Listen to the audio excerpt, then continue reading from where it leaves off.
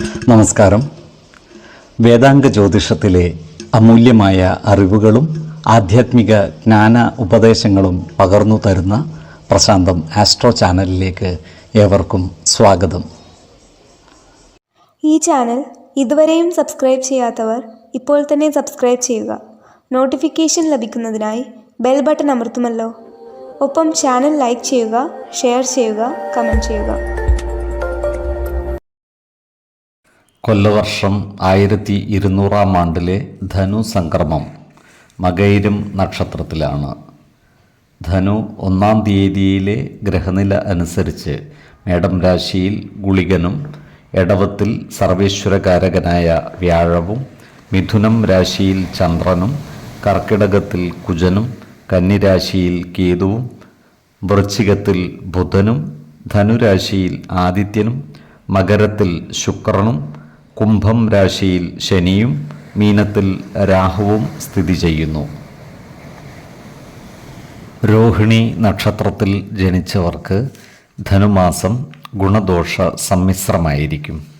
ഈ നക്ഷത്രക്കാർ കർമ്മമേഖലയിൽ ജാഗ്രത പുലർത്തേണ്ടതാണ്. അപ്രതീക്ഷിതമായ പല കാര്യങ്ങളും ജോലിസ്ഥലത്ത് വന്നു ചേരുവാനുള്ള സാധ്യതകളും കാണുന്നുണ്ട്. ജോലിയിൽ കൃത്യനിഷ്ഠതയും സത്യസന്ധതയും നിലനിർത്തുവാൻ ഇവർ പരിശ്രമിക്കുന്നതാണ്. സഹപ്രവർത്തകരിൽ നിന്നും നല്ല സഹായ സഹകരണങ്ങൾ ലഭിക്കുന്നതിനായി പരിശ്രമിക്കേണ്ടതാണ്. സാമ്പത്തിക കാര്യങ്ങൾ കൈകാര്യം ചെയ്യുമ്പോൾ അതീവ ശ്രദ്ധ പുലർത്തുന്നത് ഗുണകരമായിരിക്കും. ഈ നക്ഷത്രക്കാരായ ബിസിനസ്സുകാർക്ക് ബിസിനസ് മന്ദഗതിയിലാകുവാനുള്ള സാധ്യതകളും കാണുന്നുണ്ട്.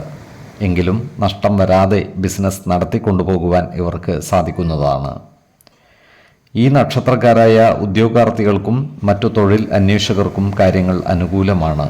ഇവർക്ക് പുതിയ ജോലിയിൽ പ്രവേശിക്കുവാൻ അവസരം ലഭിക്കുന്നതുമാണ്. ഈ നക്ഷത്രക്കാരായ വിദ്യാർത്ഥികളും മറ്റു പഠിതാക്കളും പഠന കാര്യങ്ങളിൽ അലസത കാണിക്കുവാനുള്ള സാധ്യതകൾ കാണുന്നുണ്ട്. അതിനാൽ ഇവർ പഠന കാര്യങ്ങളിൽ പ്രത്യേക ശ്രദ്ധ പുലർത്തി മുന്നോട്ട് നീങ്ങുവാൻ പരിശ്രമിക്കേണ്ടതാണ്. ഈ നക്ഷത്രക്കാർ ഉൾപ്പെട്ടിട്ടുള്ള കോടതി വ്യവഹാരങ്ങളിൽ അന്തിമ വിജയം നേടുവാൻ ഇവർക്ക് സാധിക്കുന്നതുമാണ്. സാമ്പത്തിക നേട്ടമുണ്ടാക്കാൻ സാധിക്കുന്ന പല പദ്ധതികളും ഇവർക്ക് ഉപേക്ഷിക്കേണ്ടതായി വരുവാൻ ഇടയുണ്ട്. എന്നാൽ ഏറ്റെടുക്കുന്ന പ്രവർത്തികളിൽ വിജയം വരിക്കുവാൻ ഇവർക്ക് സാധിക്കുന്നതുമാണ്. ആരോഗ്യകാര്യങ്ങളിൽ ഈ നക്ഷത്രക്കാർ ഒരു പ്രത്യേക ശ്രദ്ധ പുലർത്തുന്നത് ഗുണകരമായിരിക്കും.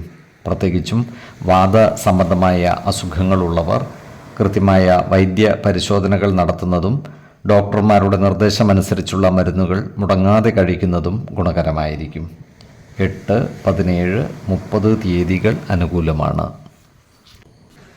ഈ നക്ഷത്രക്കാർ ജനിച്ച സമയത്തെ അടിസ്ഥാനമാക്കിയുള്ള ജാതകത്തിലെ ലഗ്ന രാശിയുടെയും ലഗ്ന അധിപന്റെയും സ്ഥിതിയും ശുഭ പാപ ഭാവങ്ങളുടെ സ്ഥിതിയും ഓരോ രാശിയിലെയും ഗ്രഹങ്ങളുടെ സ്ഥിതിയും അനുസരിച്ച് ഇവരുടെ പൊതുഫലത്തിൽ ഏറ്റക്കുറച്ചിലുകൾ ഉണ്ടാകുവാനിടയുണ്ട്.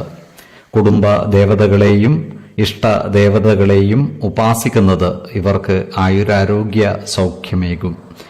ഇഷ്ടദേവതാ മന്ത്രം 108 തവണ ദിനംതോറും ലിഖിത ജപം ചെയ്തു വരുന്നത് ഇവർക്ക് സർവ്വ ഐശ്വര്യങ്ങളുമേകും. നല്ല വ്യക്തി സാധനകളോടെയും ഉപാസനകളോടെയും മുന്നേറിയാൽ സർവേശ്വരാനുഗ്രഹത്താൽ ഇവരുടെ സർവ്വകാര്യങ്ങളും മംഗളകരമാകും. നന്ദി, നമസ്കാരം. ജ്യോതിഷരത്നം പ്രശാന്ത് കണ്ണോം.